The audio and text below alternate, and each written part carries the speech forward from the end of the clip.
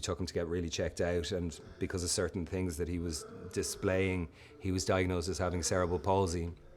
And it was at the time, it probably still is, but in less measure, it was a common misdiagnosis because it shared a lot of the same presentations, a lot of the same characteristics.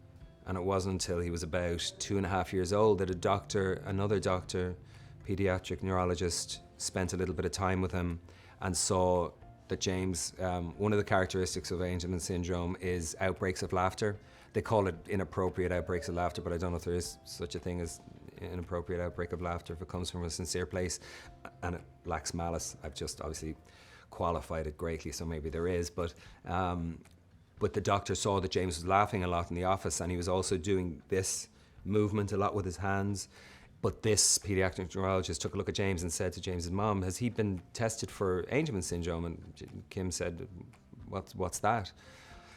Very few people knew about it at the time, and the doctor said, "Well, let me just do a genetic test, a blood test. We can just do a genetic mapping and we'll see." And it came back positive. So at least we had one of the biggest things, obviously one of the biggest issues, and one of the most significant moments you can experience as a child who has developmental disability or delay is getting a diagnosis.